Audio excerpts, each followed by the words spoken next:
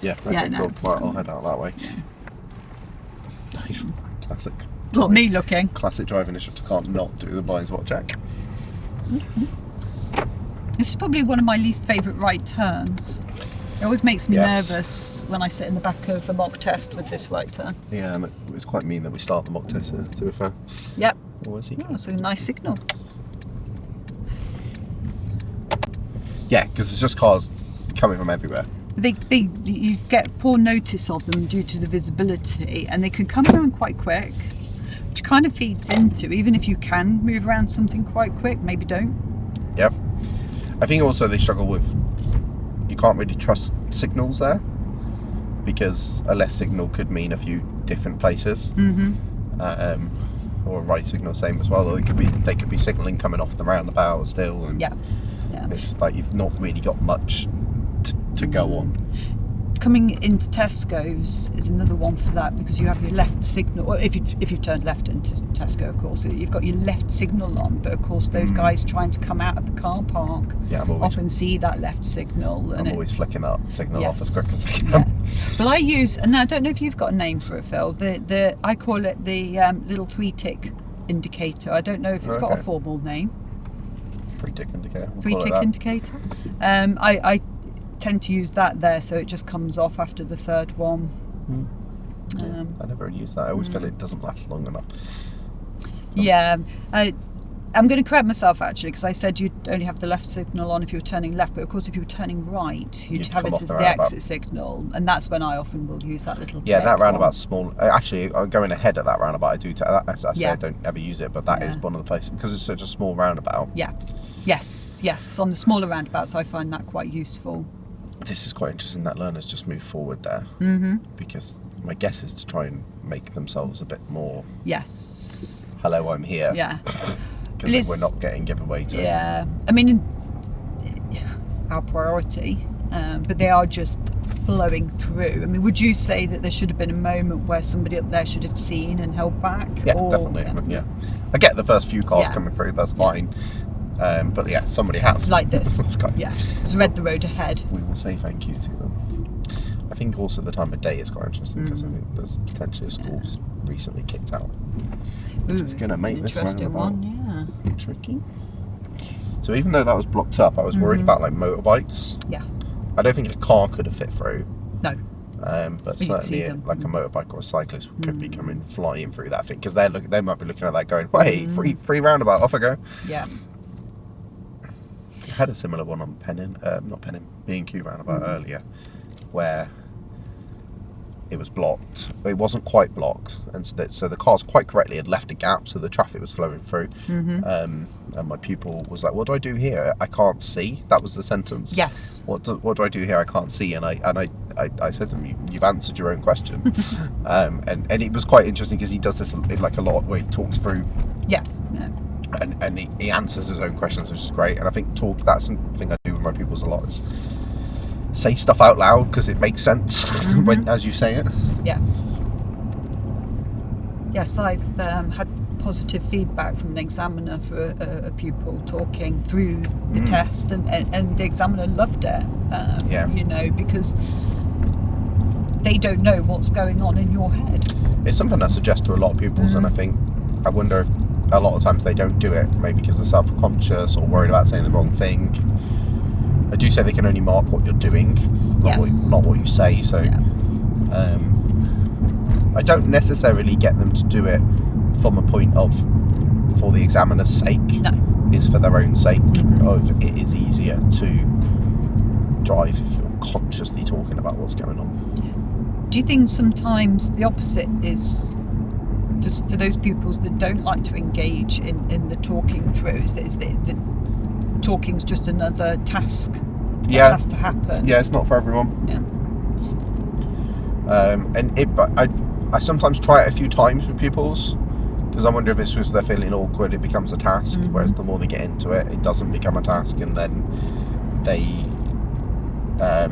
settle into it, and it then starts to work. Or maybe they just weren't quite at the right level, so it was another task, but then they improved on their driving, so it left a bit more brain space to do the commentary, and then the commentary took their driving to a whole new level. So it's trying it a couple of times, but yeah, it isn't for everyone. I think one of my favourite moments with these traffic lights was when I had a feedback from a pupil that they thought the traffic lights were for the cattle. And I loved that. It's always tickled me, but I've never seen a cow here. It's very disappointing. No, I've never seen cows here. And I've never seen a duck in Kings. I've not seen them in the field ready to come onto the road. No, I've not even seen that. I suppose they come out of here, wouldn't they? Yeah, probably. Yeah. But yeah, no, I do like the image of the cow stopping for the red light. Yes, yeah.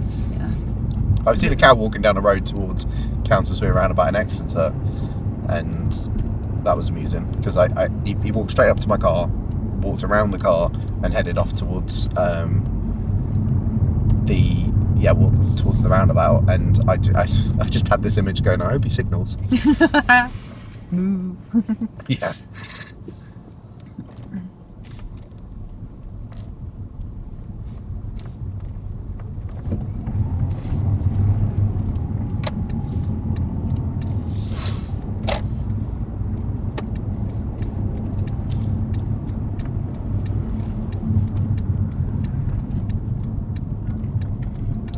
Roundabouts to start with, aren't they? Yeah, I haven't been here for a while, but yes, they are quite good ones.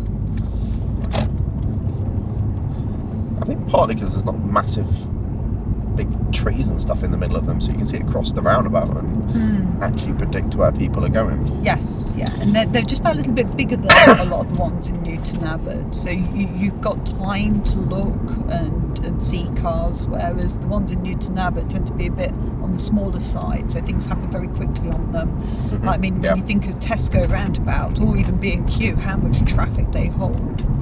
They're not really big roundabouts. Yeah. This is one of the roads they do emergency stops on. Yes. Sometimes. Yeah. And then this lovely right turn. What do you find is the most common error that people do on this right turn? Cut the corner. Like that? There we go, lovely example. I would say not looking into the road before turning. So it feels like you can see that there's nothing coming towards you, and so you commit. But what you've got to remember is you're coming into a single track road, and if you were normally driving into a single track road, you'd check to see if there was someone coming the other way. So that's the thing you've got to do, is you've got to hold that left position until you know it's safe to complete the whole journey into the road.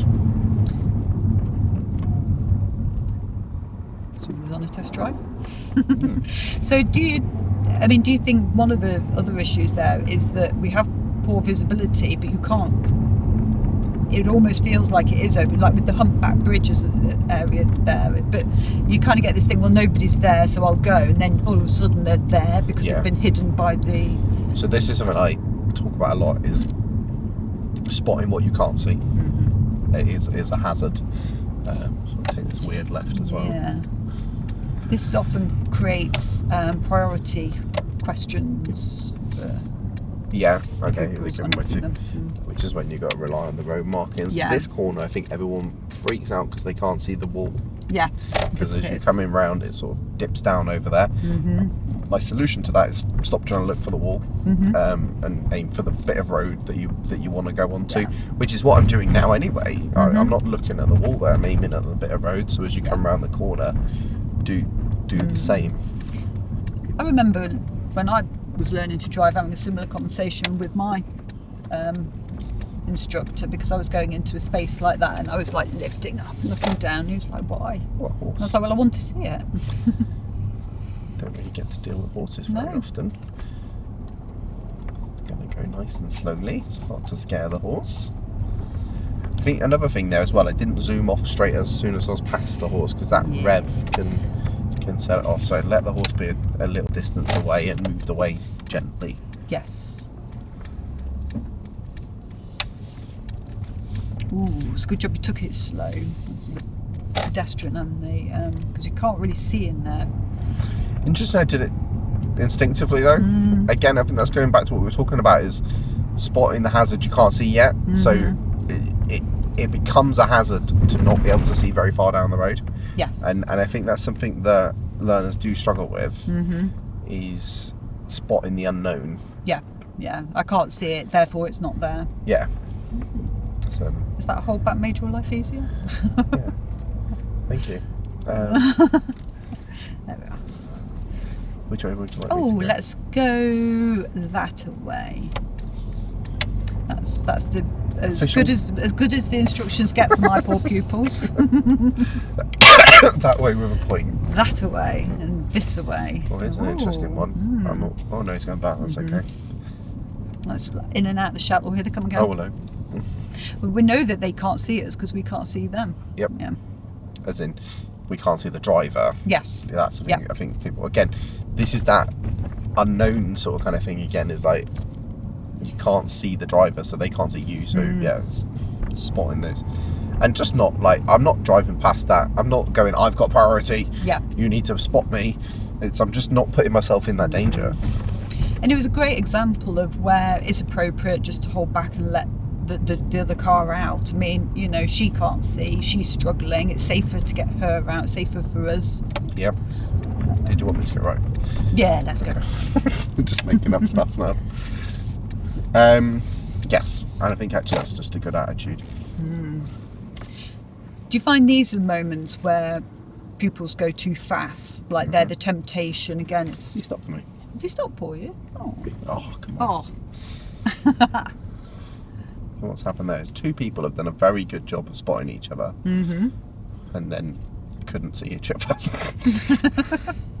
because there's no way they came straight up the hill. So we've both looked down the inside of the cars, seen the hazard, and given way, and then both set off at the same time. Can happen on a country lane. Happens on country lane sometimes when you see people over the top of the hedge. You both give way, and then you realise that you both sat still, and then you both set off at the same time. Is that car going to stay still?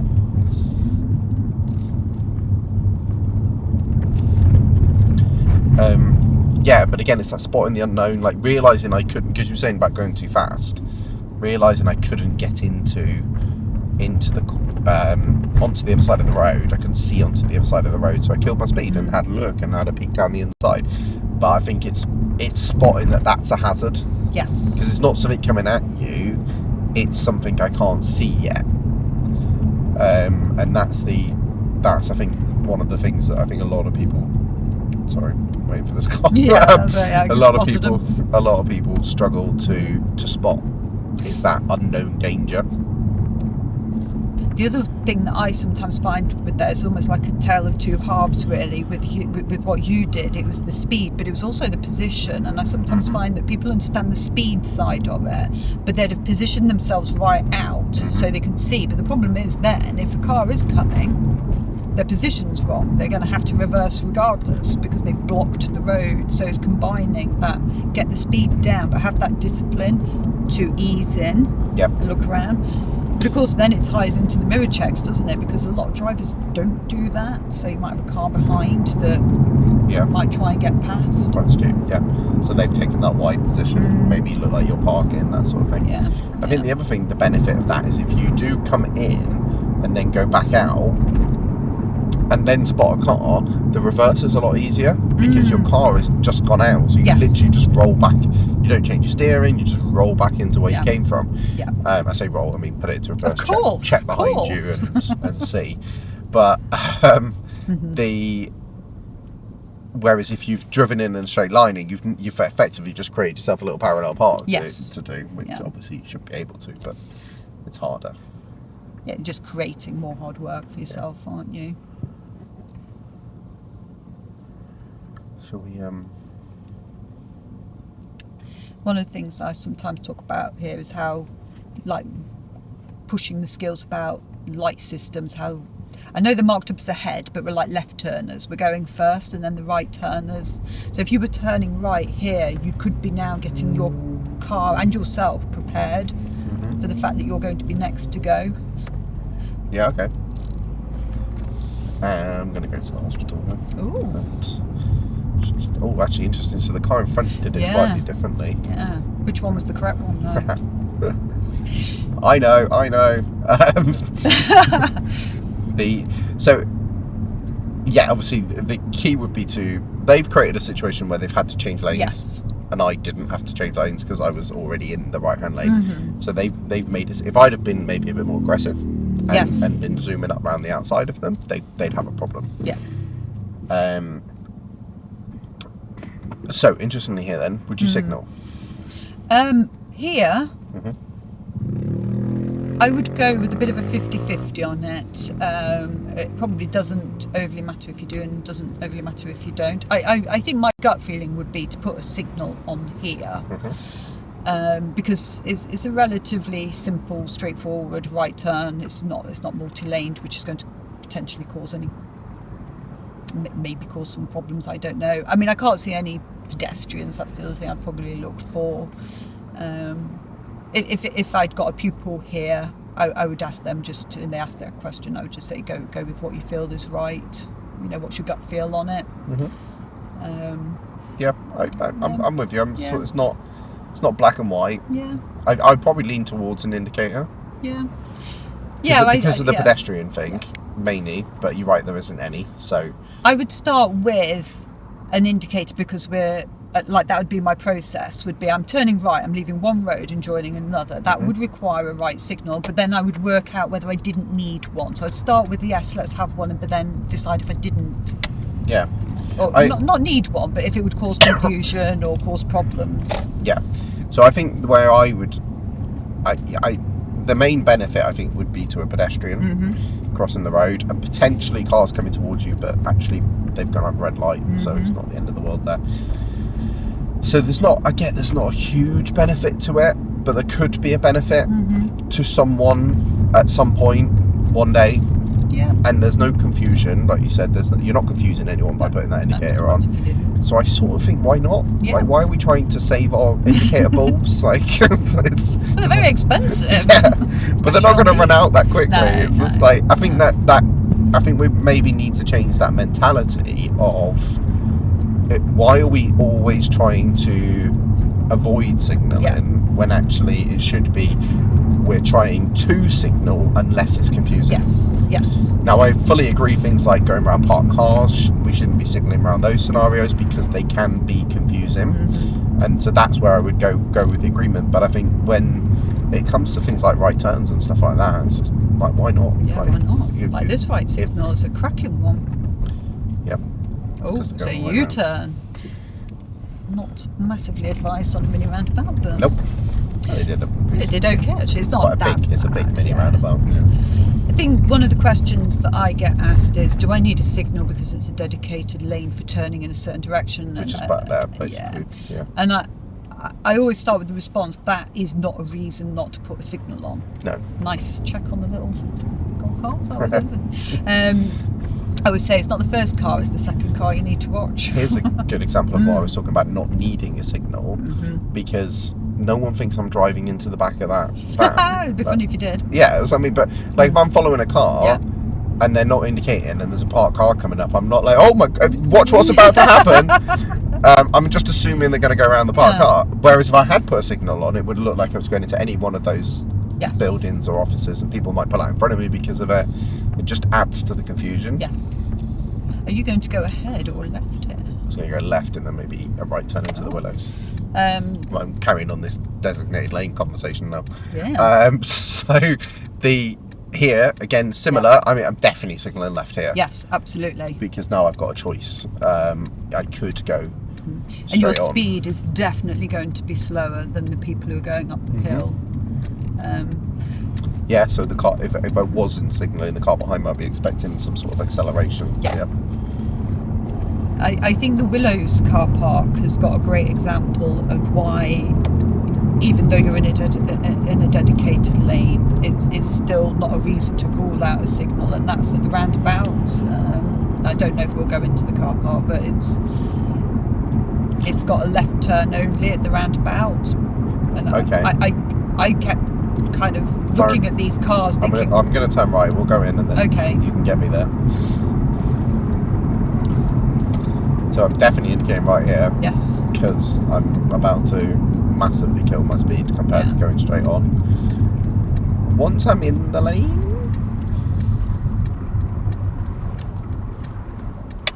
think if I was the last car, Mm-hmm. I'd keep my indicator on. So the 2 cars behind me, I'd Mm-hmm. have one of them. I definitely want to, if I'm still in that lane, I'm keeping that indicator on. I want a flashing light on on my car. Right now, no one's benefiting for it. Will I put it back on when we get closer to the junction? Maybe. Do you get that itchy moment where you think, oh, Yeah, I've just got to do it, I've got to do it, I can't override the feel? Yeah, it's very clear to anybody behind me that I'm coming this way. I don't think it's clear to the cars over there. Or more importantly, anybody crossing this road. I think that big flashing light on my car says, school kids, don't cross in front of me. Where do you want me to go? If you could turn right here, please. That's your examiner. I know. Examiner. Oh, don't put them on. So the blue car, that's a dedicated left-hand lane, and I didn't know. Oh, I didn't know. So I kept waiting for these cars that weren't indicating, because in my mind they could turn left or they could go ahead. It was only when I visited Sainsbury's one day. I know. Is it possible to U-turn here so you can have a look at it? Have a little loop. I come out of here all the time, but I suppose I nearly always. I never go straight on. That's why. I either turn right or left coming out of this, so I've never really considered where straight on is. I mean, did you want to turn left or did you want to? Yeah, we'll go left. We'll go into the. Maybe the road markings have faded a little bit, but you can see the right lane is ahead right, and this is a dedicated left-hand lane. And I was finding that people weren't indicating. I mean, in fairness, the 2 cars in front are trying to disprove my point, of course. Car behind's not indicating, if that helps. Yeah, but I was over there going, well, where are you guys going? I can't go because I don't know if you're left turning or going ahead. Absolutely. And then I came here and went, it's a left turn only lane. So those ones we were talking about at the traffic lights, I can see how people could debate not needing a signal, particularly in the fact that I was talking about pedestrians that weren't there. So you could easily argue that you wouldn't signal in those scenarios. Here, it's no brainer. You've got to put the signal on. Screw that it's like like you said, these cars coming into the roundabout do not know that you're a designated lane. No. So this little section we just did, that is a common mistake, people not getting over into that right-hand lane. They default themselves over to the left lane and then head off back towards Torquay. Where I was going to say most tests, but all tests will be headed back over this way at that point. Yeah. Do you think that's an element of, I certainly find with my pupils, is that they need a second to get over the roundabout? Possibly. It's just like, roundabout, and it's too late and you've already gone in the wrong lane. Going too fast, because the adrenaline of the roundabout, I think, is, so we want that gas to move off onto the roundabout but then ease off, because once you're on within reason, you know, there's no need to be too heavy with the gas at that point. But I often find it's probably the adrenaline that kicks in, the excitement, and they're coming around it too fast. And then it's difficult to control the situation. But of course, there needs to be time for mirror checks. I often use that as a place for discussing lane management, but also what's the car behind doing, because it's a great moment for that kind of more eager car behind and you can see them often behind you, and they're kind of going, well, whichever lane the learner doesn't go in, I'm going in the other one. So if learner is starting to ease towards the right hand lane, the other car's on it. So you've got to really have your wits about what's happening behind you at that junction and those lanes. Yeah, no, I agree.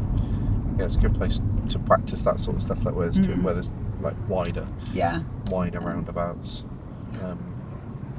Just, I think, for me, those areas are, we were talking before about, are you ready to pass your test? And I think those sort of roads where that really sort of shows, if you can drive that little sort of section of drive on your own, analysing what's next on the road, that does kind of show a level of like ability. It's not necessarily the hardest place to drive, but I think linking those roundabouts and coming off the roundabout and working out what lane you need to go into, that shows me when a pupil does that confidently. Maybe not if they've done it a billion times, because then again they've just remembered it, but it shows me they're planning and they're aware of what's going on the road. Yeah. Had a mock recently going ahead of that roundabout, and the sat nav. In fact, it's the last video on YouTube. The sat nav says cross the roundabout, taking the second exit, and then turn right. And yes. It's that bit of information that I'm looking for. The cross the roundabout should just be default. Like, you know how to do that. Now I want them thinking, oh wait a minute, why is it giving me that extra bit of information? And what do I need to be thinking about when I come off this roundabout? The coming off, I think, also creates that adrenaline. Can I just pause you there? Those lights changing there was interesting, because I can imagine that would freak a lot of people out with where I was. Because of how wide the junction is. Yeah, because I was like nowhere near the turn yet. Yeah. It feels like there could be a stoppy bit there in the middle, maybe. Yeah. There is no stop line. That's the big thing I would always say. Look for a stop line. If there's not a stop line, the lights don't apply to you. Yes. So, and it's remembering you've gone past the line, so those lights changing at that point is not your issue. You have to carry on round, and they will give you time to get across. There was like 3 cars followed me. I feel like 2 of them maybe were okay. Yeah, it was one of the conversations I sometimes have, is that these traffic lights generally are designed, that the people who have designed them, within reason, know what they're doing. And they know that when the traffic lights turn to red, there's going to be X amount of time for cars to clear through a bigger junction like that. So they're not going to suddenly turn it onto, green on the other side. Though the traffic lights near from Sainsbury's could probably do with a tweak. Just as a tip. No, I agree that they might know the timings. I'm not sure I agree that they know what they're doing with road markings, particularly road layout. Yeah, road layout back there is sometimes debatable. Yeah, I mean, you can have almost a whole lesson just going through ignoring road signs and road markings on that newest stretch of road, but which shouldn't be the case. No, we shouldn't have to be telling people to ignore and have. You shouldn't need local knowledge to get through a junction like that. No. It should be obvious what to do. That's the whole point of signposts and road markings. It's obvious what to do, and if driving instructors are having to spend ages and ages to teach pupils how this system works, it's not a good system. It should be natural. It should follow rules that people are expecting to be normal. But it is kind of just the way it is, isn't it? And maybe I'll get someone from Highways Agency to come and do a drive with me, and I'll show them all the bits. I'm sure they'll snap. This next bit of road's interesting. Well, first of all, actually, this bit of road with all the new speed bumps and giveaways and stuff, I've heard lots of people moaning about them. Personally, I don't mind them, because you should be driving slow through here. I don't think they should have to exist, but they do, because people don't listen to the speed limit signs. Sadly, I find the people that moan about them the most are usually the ones that are speeding. The ones that need them, This section of road here, though, I think it confuses a lot of people because of the unmarked element of the crossroads. And obviously, it's weird because it feels unmarked, but then you've got these dotted lines, and then I think that confuses people into thinking that they're giveaways, but they're for the crossing. So nothing to do with the crossroads, just for the separate crossing. But that element of my face when I tell my learners that there's no one has priority at that roundabout, not roundabout, sorry, crossroads, and their face is like, but what happens then? Sort of like it's chaos. But it was like, this is free for all. Like, who does what? And it's I suppose the idea is, again, it's a traffic calming measure. It is, if there's no priority, you need to go slower to check to see if there's other cars coming, and it works to, like, it does make, I suppose, conscientious drivers at least drop their speed. And I suppose in my feel of that junction is the main road does tend to take the priority. I sometimes talk about a soft priority, that that if you're on this main road, that you should be cautious about suddenly stopping to let somebody out of the side roads. But with planning and with care, you can probably sort yourselves out anyway, if that makes sense, and deal with anybody who might come out from the side roads. But I think it's just, and it goes back to how we get a feel for a junction, so it feels like we have a priority through there. Yeah. And it used to. So Yeah. back in the olden days, it did have a priority. Olden days, before they built the new road. Yeah, I just don't. I think you can't take the priority there. You have to wait for it. Basically, the other guys will give you the priority because they've slowed down. And they do tend to. The guys from the side roads, and it sometimes makes me smile actually, because you can spot the ones that know, and they come really quick and they nip out. And yeah. Actually, just coming up to this junction, we're going second exit, so no signal, no matter how tempting it is. Oh, it's too tempting. It really wants to, because you're going that way, you can't signal. And I think we talked about this with Phil's video. He was talking about the positioning coming into here, how it's so important to get this wide angle around here, because otherwise cars coming towards you because you've not got a signal on, they can't read where you're heading. Now, in theory, you could have a right signal on for the next exit, but I've seen a lot of people treat that like a straight on and not signal. It goes back to that discipline, doesn't it? You've got to be disciplined to not just take the racing line on it. Yeah. Again, I think it goes back to that mentality of, that was harder for me to do than straight line in it. And I knew there was nothing on the right of me, and to be fair, there was nothing coming towards me, but it's about positioning there to help other drivers. Yeah. And I suppose that's something that there isn't enough of in the world, is thinking about your driving as like, how can I help other drivers? And if everyone did that, driving would be a much smoother, more pleasant journey. Yeah, it's not a competitive sport, is there? No. As much as we sometimes. But I wonder what the percentage would be of drivers that do help other drivers, and if that could topple over a certain amount, you'd find that everyone helping everyone would then have an effect on everyone else, and it would be that pay it forward sort of kind of thing. It's like oh, look at all these people driving nicely for me, and then I'll drive nicely for them. Anyway, that's my utopia world. So would you say that the areas that we've been in are the more challenging? Some of them have been the more challenging areas for learners and out on test, and it's an interesting loop we've done, I suppose, because it connects a lots of different styles of driving. I think you've got the sort of fiddly tight bit in King's Kerswell, and then you've got multiple lane stuff going on, speed control through the 20 and the 30 bit, and that will happen on the test. It will be a variety of driving, which I think is sometimes part of the challenge of knowing when you're test ready, because often with, private practice is absolutely fantastic and very much recommended, but it can often just be going to the same places. So you can become very good at going to the same places, but the driving test isn't like that. It's a very specific route designed to pop candidates into very specific situations and see how they fare.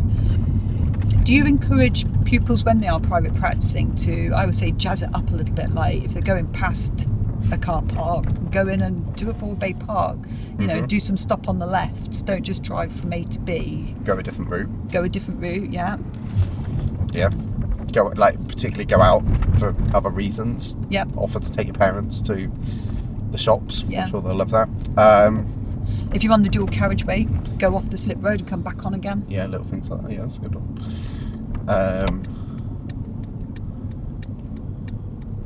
Here's an interesting right signal, actually, and I would put a right signal on here, but there's another right turn, and I did a video recently where I said I wouldn't do that. But this is my point, actually, about driving. I'm not really sure if this guy's parked or not. No, it's difficult to tell. They're on the brake. Yeah. Oh. Did he hear us? I don't know. It's as if by magic. Well, it's amazing. But he obviously picked up that he didn't look like, or he could have caused us some confusion. Yeah, it was a nice signal. It was a powerful shows how benefit signals are. Yeah. Going back to the roundabout thing again, this really drums down my point of, and I get this can be frustrating from a learner's point of view, is you can't have hard and fast rules No. in driving. It can't be this is what you will always do, this is what you'll never do. Yeah. Sometimes you just have to look at a situation and go, what is the best option here? And in that scenario, I feel like a right signal is a better option as long as you get your left signal on. Yeah, you've got to make sure that you get the exit. But then you should be putting your exit signal on anyway. Yeah. So Stop driving at me, people. So you were saying about, I can't say. This is where you've got to be disciplined, haven't you? Not to, because it's so tempting just to go forward. Yeah, just follow the next car through. And I think if you've got the visibility, you're fine. You were saying about that sort of route being like challenging for a test, and then you said about being able to do that sort of drive independently as test ready. So what do you do with your pupils to check that, like to tick it off basically? Or what do you want to see from your pupils? Well, I often say to my pupils, the best thing you can do is shut me up. If I'm not talking, obviously if we're talking about non-driving things, that's different. But if I'm not talking, if I'm not helping, then that's probably one of your best signs that things are going well. But if I'm giving you lots of support and help, then that's something that's not going to happen on the test. So which is why mock tests are so useful and and important, wherever possible, having to go to mock test just to see what you can do by yourself. Yeah, I think that's truly independent. Really, like that's going to be that moment where you're not even talking about the faults potentially as you're going along, although you can do mock tests when you are talking about them. So that's I think you're right. Shutting your driving instructor up is a good me up. Good gauge of whether you're ready or not. I think from an instructor point of view, I tend to sort of suggest that I'm not driving around silently, because then what's the point? It's more how my questions change. Yes, that's my questions become about what has just happened rather than what's coming up. So if I'm asking questions like, what can you see ahead here? That's me helping you. Yes. That's me going, hey, watch. Sort of kind of thing. What's coming up? Yeah. Whereas if I'm saying, okay, that was really good, why did you do that? That's me checking their knowledge of something they've already done well. So I think if you're changing that, if it becomes that retrospective learning, it becomes, you're sort of getting there. You are being independent. You're just boosting the learning points, I suppose, confirming the learning points at that point. Yeah. No, it's a big difference in the type of support that the pupils. Well, one isn't really support, is it? It's just like really fine tuning the learning and just checking in with them. I suppose it's a bit like what we've just done. If you think like you've not supported me on my drive there. Thanks. Odd moment. A couple of times I've watched out for this car. But what we've done is discuss the merits of some of the things that we've done, like or the merits of other cars and stuff. That if you're having those sort of conversations with your instructor and driving at the same time, then you're ready. I mean that's a good place to be. And we often say that's how you want your last lesson. You want your last lesson almost learning, but almost sociably learning, like we've just done. If you're doing that on your last lesson, then you're in a good place to go to the test centre.